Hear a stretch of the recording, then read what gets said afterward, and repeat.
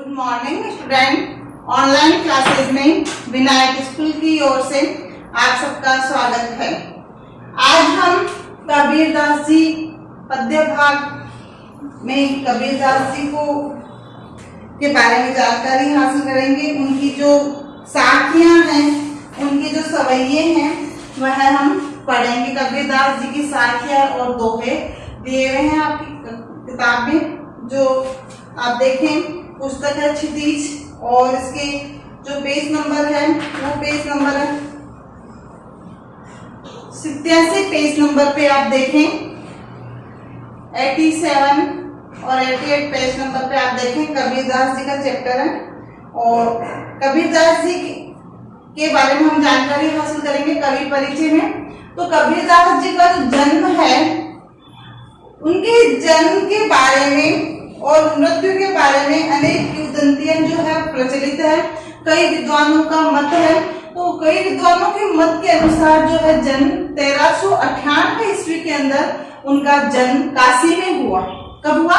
1398 ईस्वी में काशी में हुआ और देहांत उनका 1518 में मगहर में हुआ। उनका देहांत कब हुआ? 1518 में मगहर में जो है उनका देहांत हुआ। तो उसके अनुसार हम देखते हैं 120 साल के होकर कबीरदास जी का देहांत हुआ। और कबीरदास जी ने कोई विधिवत जो है शिक्षा प्राप्त नहीं की थी, स्कूल जाकर कोई विधिवत शिक्षा प्राप्त नहीं की थी, लेकिन उन्होंने अपने गुरु रामानंद से जो है शिक्षा प्राप्त की और वह सत्संग प्रयत्न अनुभवों से जो उन्होंने क्या किया, ज्ञान प्राप्त किया।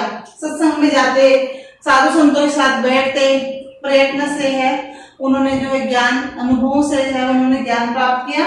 कबीरदास जी की रचनाएं हैं वो कबीर ग्रंथावली में है और कुछ रचनाएं जो है गुरु ग्रंथ साहिब में है। उनकी जो है रचनाएं हमें प्राप्त होती है। कबीर पंथ में उनकी रचनाओं का जो संग्रह है वो है रचनाओं का संग्रह बीजक, जो प्रमाणिक ग्रंथ माना जाता है। क्या माना गया है? प्रमाणिक माना गया है। कबीरदास जी अत्यंत उदार, निर्भय और सद्ग्रस्त संत थे। इन जुलाहा परिवार के दंपति ने इनका जो है पालन पोषण किया। ये काशी में लहलाता तालाब के किनारे कमल के पत्ते में लेटे हुए उनके माता पिता को मिले। इनकी माता का नाम नीमा था और जुलाहा दंपति थे। ये ईश्वर प्रेम, ज्ञान का वैराग्य, गुरु भक्ति, सत्संग, साधु महिमा के साथ आत्मबोध तथा जगत बोध की अभिव्यक्ति उनके काव्य में हुई है। इन्होंने निर्गुण निराकार ब्रह्म की आराधना की है। इन्होंने जो ईश्वर है उसका कोई रंग रूप आकार नहीं बताया। कहा कि जो ईश्वर है उसकी आराधना हम अपने अंतर मन से करें, अपने सच्चे मन से उसे पुकारें तो वो हमें अवश्य प्राप्त होता है। उसका कोई रंग रूप नहीं है। निर्गुण निराकार ईश्वर की इन्होंने क्या की? आराधना की। इन्होंने समाज में व्याप्त जो कुरीतियां है, पर्दा प्रथा है, छुआछूत है, हिंदू मुसलमानों में जो है भेदभाव है, उनकी एकता पे इन्होंने बल दिया था। तो व्याप्त जो बुराइयां हैं उन बुराइयों को दूर करने का प्रयास किया और इन्होंने अपने दोहों के माध्यम से जो है भारतीय जनता पे करारा प्रहार भी किया था बुराइयों को दूर करने के लिए। कबीरदास जी की साखियां हम देखेंगे। कबीरदास जी की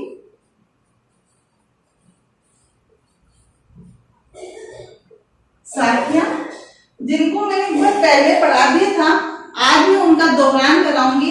ये चैप्टर आपके टेस्ट में आएगा तो मैं इसका दोहरान करवा रही हूँ। कुछ बच्चों की जो रिक्वेस्ट हुई है कि मैडम हमें ये जो है वापस से पढ़ाया जाए, क्योंकि हमने इस चैप्टर को पढ़ा नहीं, उस वक्त हमने जो है वीडियो देखे नहीं थे। तो मैं ये जो आपको वापस की साखियों का दोहरान करा रही हूँ। मान सरोवर सुभर जल, हंसा केली कराई, मुक्ता फल मुक्ता चुगे, अब उड़ी अनंत न जाही। आप पेज नंबर जो है 90 निकाले। पेज नंबर 90 के ऊपर आप देखें साखियां मैं इसका दोहरान करवा रही हूँ, बहुत अच्छी तरह से इसे समझे। और आपको अगर एक बार में समझ में नहीं आ रहा हो तो वीडियो को 2-3 बार बार करके देख के भी आप इसको समझ सकते हैं। मानसरोवर सुभज्योत, मानसरोवर है यहाँ पर संसार रूपी, मानसरोवर संसार को जो है उन्होंने मानसरोवर माना है। और सुभर का मतलब होता है स्वच्छ जल अच्छी तरह से भरा हुआ है। तो मानसरोवर जो है वो स्वच्छ जल से भरा है, उसमें हंसा केली, केली का मतलब जो हंस खेलते हैं, क्रीड़ा कर रहे हैं, केली कराही, मुक्ता फल मुक्ता चुके। यहाँ पर मुक्ता फल जो है वो है मोती। क्या है बेटे? मुक्ता फल यहाँ पे क्या है? मोती। और उसको कौन चुग रहे हैं? मुक्ता यहाँ पर है हंस को कहा। तो मुक्ता फल जो है मोती है, उस मानसरोवर में से मोती जो है उसको चुग रहा है हंस, चुगे अब उड़ी अनंत जाए, क्योंकि उसको यहाँ पर मोती प्राप्त हो गए तो वो उड़कर दूसरे मानसरोवर में नहीं जाएगा। तो यहाँ कहने का मतलब है कि इस मन रूपी सरोवर में आत्मा रूपी हंस जो है क्रीड़ा कर रहे हैं, उन्हें इस आत्मा को यहाँ पर उन्हें परमात्मा रूपी मोती प्राप्त हो गया है। तो ये मन हमारा जो है इस मानसरोवर को छोड़कर कहीं नहीं जाएगा। मन रूपी मानसरोवर आया क्या समझ में बेटे? फिर दूसरी साखी, प्रेमी ढूंढत में फिरू प्रेमी मिले न कोई। पहला प्रेमी परमात्मा, दूसरा प्रेमी आत्मा। तो आत्मा जो है वो अपने प्रेमी ईश्वर को ढूंढ रहा है, परमात्मा को। प्रेमी ढूंढत में फिरू में यानी आत्मा जो है परमात्मा को ढूंढ रहा है, दूसरे प्रेमी को ढूंढ रहा है। प्रेमी ढूंढत में फिरू में यानी आत्मा, मिले न कोई, मुझे यहाँ कोई परमात्मा की प्राप्ति नहीं हो रही। इस भवसागर में, संसार रूपी भवसागर में मुझे कोई भी परमात्मा की प्राप्ति नहीं हो रही। लेकिन प्रेमी को प्रेमी मिले। अब जब प्रेमी उसे बार बार ढूंढ रहा है, हमारी आत्मा परमात्मा की बार बार खोज करने पर उस आत्मा को परमात्मा की प्राप्ति हुई। प्रेमी को प्रेमी मिला, पहला प्रेमी आत्मा, दूसरा प्रेमी परमात्मा। तो पहले प्रेमी को दूसरा प्रेमी मिल गया है, परमात्मा मिल गया है। तो जब हमें आत्मा को परमात्मा की प्राप्ति हो गई है, परमात्मा ने ईश्वर, तो जब ईश्वर की प्राप्ति हो जाएगी तो इस संसार में जितने भी दुख है मनुष्य के, वो सारे सुख में परिवर्तित हो जाएंगे। तो सब विष यानी विष का मतलब यह दुख हो गया, सब विष अमृत हो, सारे विष जो है दुख है वो सारे सुख में अमृत में परिवर्तित हो गए। क्योंकि आत्मा रूपी प्रेमी को परमात्मा रूपी प्रेमी की प्राप्ति होने पर इस संसार के जितने भी विष रूपी दुख है वो सारे अमृत रूपी सुख में परिवर्तित हो गए हैं। आगे समझ। दूसरा है, हस्ती चढ़ी ज्ञान को सहज दुलीचा डारी, स्वान रूप संसार है भूकन दे झकमारी। सामान्य साइज का हस्ती हाथी, हाथी के ऊपर सहज ही सामान्य दुलीचा डालकर उस पर विराजमान हुई।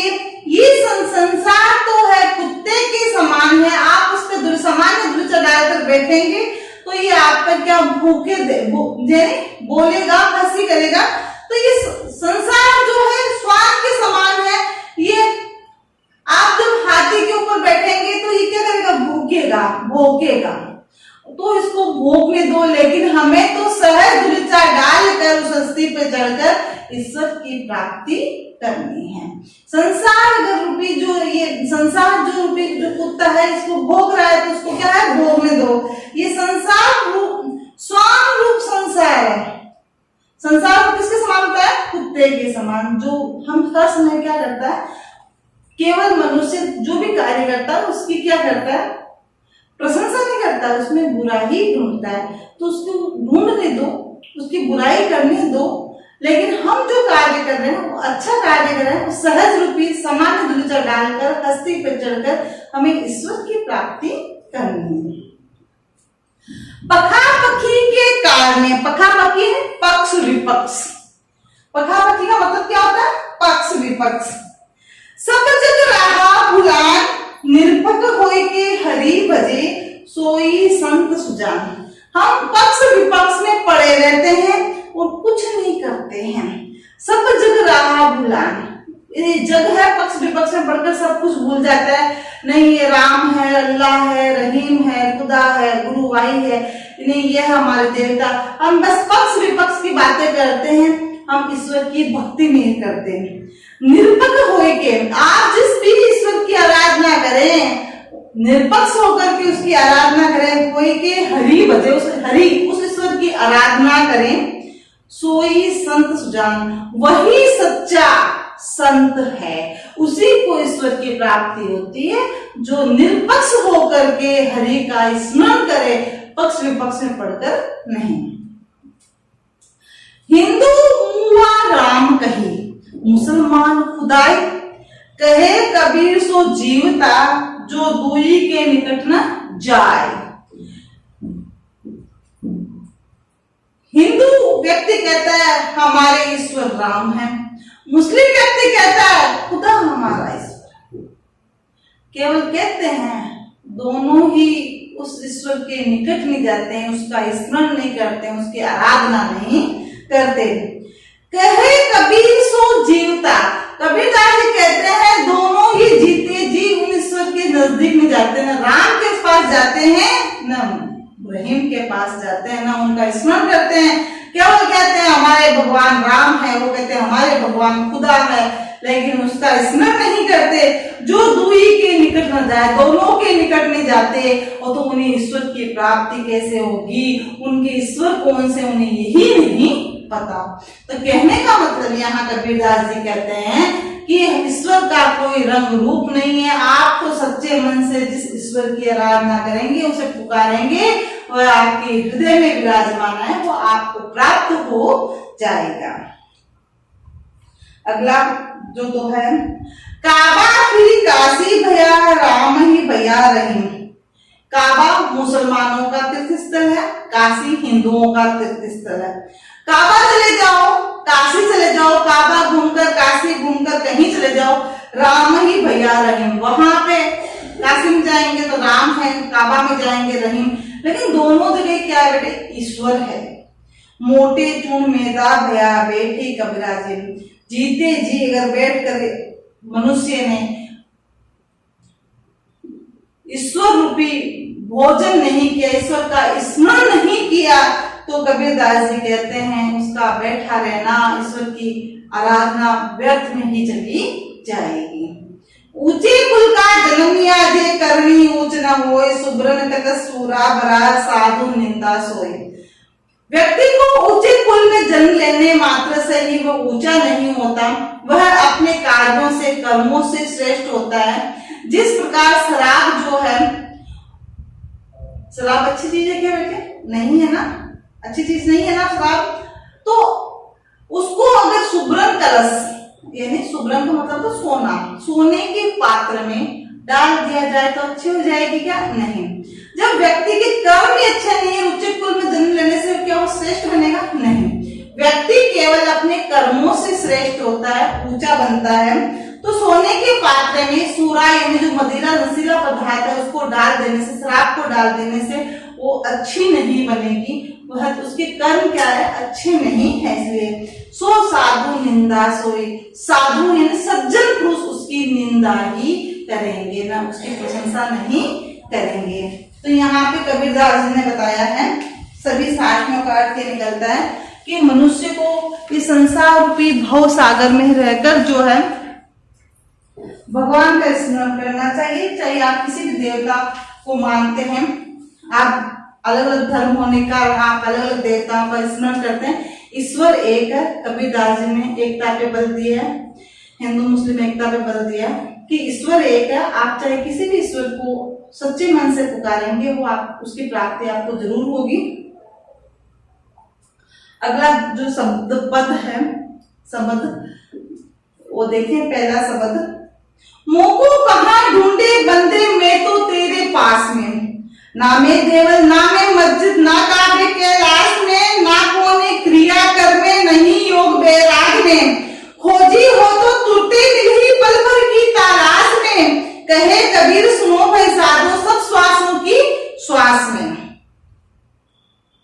कबीरदास जी कहते हैं सज्जन पुरुष से ही, सज्जन पुरुष हे मनुष्य मुझे कहाँ ढूंढ रहा है, मोको कहाँ ढूंढे बंदे मुझे कहाँ ढूंढ रहा है, मैं तो तेरे पास में, मैं तो तेरे हृदय में तेरे मन में ही विराजमान हूँ, तेरे पास में हूँ।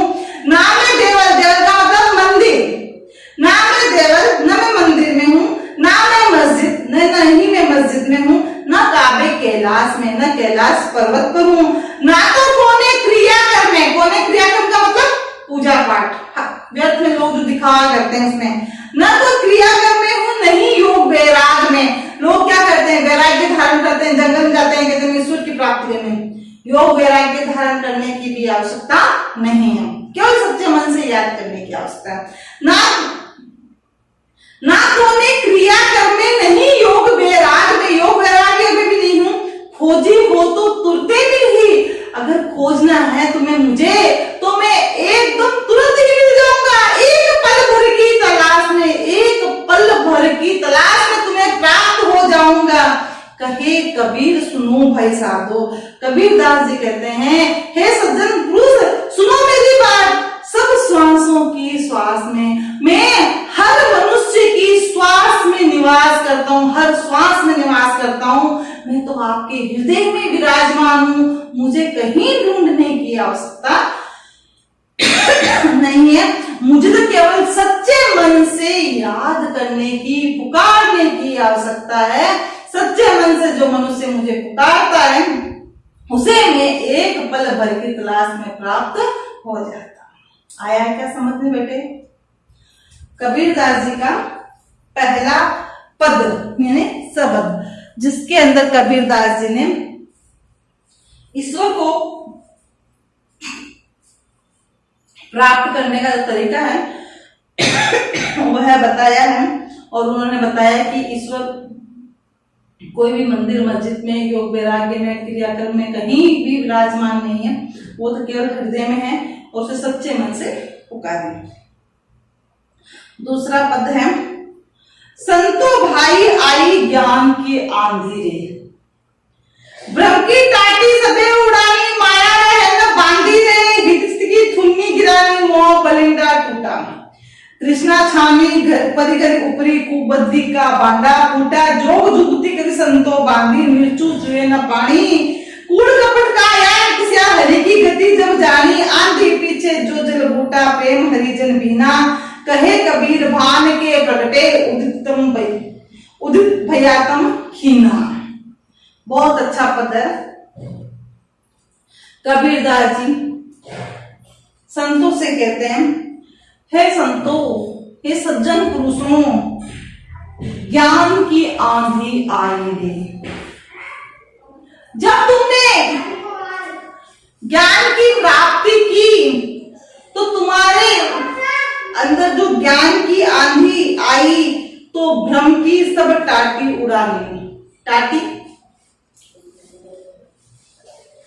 टाटी बोलते हैं पर्दों को। किसे बोलते हैं? पर्दे जो बांस के सारे पहले जो बोरी की तरह पर्दे जो बने होते हैं टाटी बोलते थे, जिसे वो पर्दे बांस के सहारे लगाए जाते थे। तो वो सब पर्दे जो है बांस से बंधे हुए पर्दे, ज्ञान रूपी आंधी आने से, ज्ञान की प्राप्ति होने से वो जो भ्रम के पर्दे हैं वो सब उड़ गए हैं। माया रहे न बांधी रहे। उस समय मोह माया भी बंधी नहीं रहती। जब ईश्वर की प्राप्ति हो जाती है, ज्ञान की प्राप्ति हो जाती है, तो उस समय भ्रम की टाटी उड़ जाती है और मोह माया जो है वो समाप्त हो जाता है। हित चित की दे थुन्नी गिरानी, मोह बलिंडा टूटा। मोह माया बंधी नहीं रह सकती, मोह का बलिंडा जो छप्पर है, मोह माया रूपी छप्पर, मोह का छप्पर बोलते हो टेढ़ वगैरह ना, छप्पर है वह टूट गया है। और हित चित की थुन्नी गिरानी, थुन्नी बोलते हैं खंबे, ये मेरा है, ये पराया है, ये तेरा है, ये सब जो हित चित की थुन्नी है, ये सब क्या है, ये हित चित की जो खंबे बने हुए हैं, पिलर जो बने हुए हैं, स्तंभ जिसे हम कहते हैं, वह सब क्या है, गिर गए हैं। मोह थुन्नी गिरानी, खंबे गिर गए हैं उसके, और कुबुद्धि का भांडा फूटा। ज्ञान की प्राप्ति होने पर जो अज्ञान रूपी भांडा घड़ा जो है ज्ञानता का, वह फूट गया है। कुबुद्धि का भांडा फूटा, जोग जुगती करी संतो बांधी। अब तो बस ईश्वर की भक्ति को ही हमने बांध लिया है। निर्चु चुए न पानी दे। अब तो किसी प्रकार की विपदा आने की कोई संभावना नहीं है। कूड़ कपट काया श्याम, मन में कूड़ कपट नहीं, छल कपट। कूड़ कपट का मतलब क्या, छल कपट। जो छल कपट हमारे हृदय में विराजमान थे वो भी क्या हो गए, निकल गए हैं। ज्ञान की प्राप्ति होने पर छल कपट जो थे, मन में विचार आते थे छल कपट के, वो भी निकल गए हैं। निकस्या कूड़ कपट काया, काया मन से, हृदय से निकल गए हैं। हरि की गति जानी, अब तो सिर्फ हमने ईश्वर की प्राप्ति करके ईश्वर की आराधना को जान लिया, उनकी भक्ति को जान लिया है, उसकी गति है भक्ति को जान लिया है।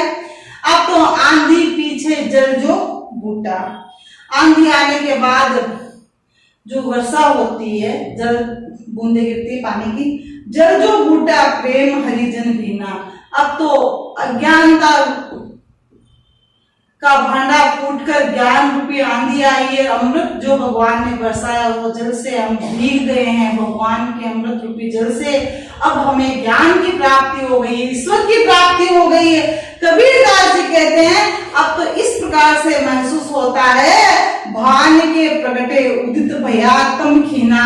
सूर्य के उदित होने पर जिस प्रकार अंधकार समाप्त हो जाता है, उसी प्रकार से ज्ञान की प्राप्ति होने पर हमारे हृदय से छल कपट मोह माया भ्रम तृष्णा आदि सब प्रकार के जो अंधकार थे, कूड़ कपट थे, वह सब दूर हो गए हैं।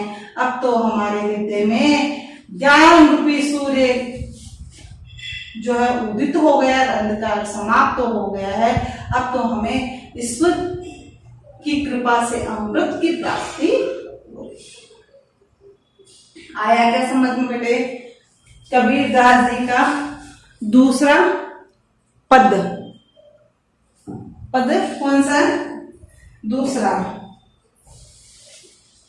इसमें कबीरदास जी ने ईश्वर को प्राप्त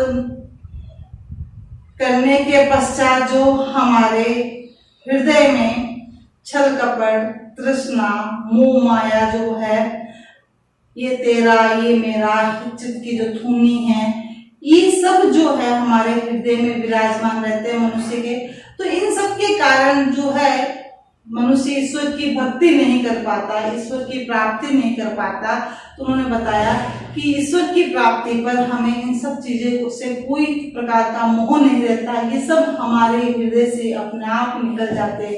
इसमें देखो लास्ट में पंक्ति दी है, कूड़ कपट काया निकस्या, छल कपट भी हमारी काया में मन हृदय से निकल गए हैं। अब तो हमें बस अमृत की प्राप्ति हो गई है, ऐसा ज्ञान प्राप्त हो गया, ज्ञान रूपी सूर्य प्राप्त आ गया हमारे पास, जो अंधकार को दूर कर दिया। अब इसमें देखो प्रश्न संख्या 1, मानसरोवर से कवि का आशय क्या है? यहाँ मानसरोवर का आशय है मन रूपी सरोवर। क्या है? मन रूपी सरोवर। मन रूपी सरोवर में हंस यहाँ पे आत्मा है और उसे मोती जो है वो परमात्मा है। आया क्या समझ बच्चों? पहला ही पद है, दोहा है और साक्य का, उसमें मान सरोवर है, मन रूपी सरोवर, इसमें हंस क्रीड़ा कर रहे हैं, आत्मा जो है क्रीड़ा करती है और परमात्मा से वहीं पे क्या मिल रहा है, मोती, मोती यहाँ परमात्मा है, इसे परमात्मा रूपी मोती प्राप्त हो जाने पर वो कहीं नहीं जाता। कवि ने सच्चे प्रेमी की क्या कसौटी बताई है? सच्चा प्रेमी, देखो इसमें आप साखी नंबर जो है 2, प्रेमी ढूंढत में क्यों प्रेमी मिले न कोई, प्रेमी को प्रेमी मिले सब विष अमृत होय। तो यहाँ सच्चा प्रेमी ईश्वर है, क्या है बेटे, ईश्वर है। और सच्चा प्रेमी जब ईश्वर की प्राप्ति हो जाती है तो मनुष्य के संसार में जितने भी दुख है, जितने भी विष है, वो सब अमृत यानी सुख में परिवर्तित हो जाते हैं। सच्चे प्रेमी की प्राप्ति होने पर सारे संसार के दुख दूर हो जाते हैं, सभी विष जो है अमृत में परिवर्तित हो जाते हैं। तीसरे दोहे में कवि ने किस प्रकार के ज्ञान को महत्व दिया है? सहज रूपी दुलीचा जो है हस्ती के ऊपर डालकर और आप ईश्वर की आराधना करें। ये संसार जो कुत्ते के समान है, जो भोगता है उसको भोगने दें। केवल हमें ईश्वर की प्राप्ति करनी है, निर्गुण निराकार ईश्वर को प्राप्त करना है। इस संसार में सच्चा संत कौन कहलाता है? इस संसार में सच्चा संत है वो है पक्ष विपक्ष में न पढ़कर और इस सब पक्ष विपक्ष की बातों को भूलकर ईश्वर की आराधना करता है, वही सच्चा संत कहलाता है। अंतिम 2 दोहों के माध्यम से कबीर ने किस तरह की संकेतता की ओर संकेत किया? तो अंतिम 2 दोहे काबा फिर काशी, चाहे आप काबा चले जाओ, काशी चले जाओ, है ना, राम और रहीम दोनों जो वहां ईश्वर है वो कौन है? ईश्वर ही है। और सच्चा प्रेमी वही होता है जो वहां जाकर पक्ष विपक्ष में न पढ़कर ईश्वर की आराधना करता है, बैठकर ईश्वर की आराधना करके ईश्वर की प्राप्ति करता है। व्यक्ति अपनी कर्मों से ही श्रेष्ठ होता है, ऊंचे कुल में जन्म लेने से श्रेष्ठ नहीं होता है। जिस प्रकार मदिरा को सोने के पात्र में डालने से वो अच्छी वस्तु नहीं कहलाती, सज्जन पुरुष उसकी निंदा ही करते हैं। अंतिम 2 दोहे के जो है भाव यही है। किसी भी व्यक्ति की पहचान उसके कुल से होती है, उसके कर्मों से। किससे होती है? उसके कर्मों से होती है। तर्क सहित उत्तर दीजिए उसमें उस दोहे को लिखकर, और उसमें बताना है मदिरा और सुवर्ण कलश यानी मदिरे को जो है सोने के पात्र में डालने से भी वो अच्छी वस्तु नहीं बनती, वह केवल अपने व्यक्ति की ऊंचे कुल में जन्म लेने से बड़ा नहीं होता, अपने कर्मों से होता है। और उसमें आपको ये एग्जाम्पल देने हैं। काव्य सौंदर्य स्पष्ट कीजिए। हस्ती चढ़िए ज्ञान को भी मैंने इस दोहे का अर्थ बताया। मनुष्य ईश्वर को कहाँ ढूंढता है? तो इसमें देखो पहले पद में ईश्वर को वो है मंदिर में, मस्जिद में, कैलाश पर्वत पर, क्रियाकर्म में हम, योग वैराग्य में हम, सभी जगह वो उसे ढूंढता है, लेकिन ईश्वर उसे इन सभी स्थानों पर प्राप्त नहीं होता। कबीर ने ईश्वर प्राप्ति के लिए किन किन प्रचलित विश्वासों का खंडन किया है? कबीर ने ईश्वर की प्राप्ति के लिए किन प्रचलित विश्वासों का खंडन किया? क्या मंदिर में जाके आप पूजा करते हैं, मस्जिद में जाके आप नमाज पढ़ते हैं, आप क्या करते हैं, क्रियाक्रम करते हैं, पूजा पाठ दिखावा करते हैं, योग वैराग्य धारण करते हैं, तो इन सब में जो है ईश्वर नहीं, ईश्वर की प्राप्ति नहीं होती। इन सब विश्वासों का खंडन करके उन्होंने कहा ईश्वर जो है निर्गुण निराकार है, वो तो आपके हृदय में विराजमान है। अगर उसको प्राप्त करना है तो आप सच्चे मन से ईश्वर को पुकारिए, उसकी आराधना करिए, उसकी प्राप्ति अवश्य होगी। कबीर ने ईश्वर को सब सांसों के श्वास में क्यों कहा है? अभी मैंने ऊपर बताया लगभग वही है, क्योंकि ईश्वर जो है मनुष्य के हृदय में विराजमान है, वो ईश्वर जो है मनुष्य की हर श्वास में निवास करता है। इसीलिए कबीरदास जी ने कहा है कि ईश्वर जो है सब श्वासों की श्वास में, सच्चे मन से आप उसे पुकारे, वो आपकी हर श्वास में निवास कर रहा है। कबीर के ने ज्ञान के आगमन की तुलना सामान्य हवा से लेकर आंधी से क्यों की? कि आंधी आने के पश्चात जो वर्षा होती है, अर्थात ज्ञान की आंधी आने के बाद जो वर्षा हुई है वह अमृत रूपी वर्षा है। उससे अज्ञानता दूर होकर हरि की प्राप्ति हुई और हरि के प्रेम से हम उसमें भीग गए हैं। और ज्ञान की प्राप्ति एक सूर्य के उदित होने के समान है। सूर्य के उदित होने पर अज्ञान रूपी अंधकार जो है दूर हो जाता है।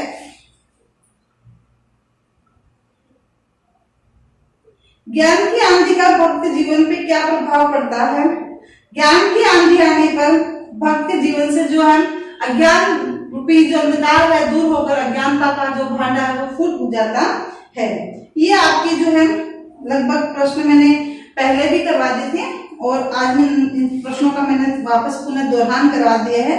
ये आपको आज इन जो है दोनों पद की व्याख्या करनी है। आज के गृह कार्य में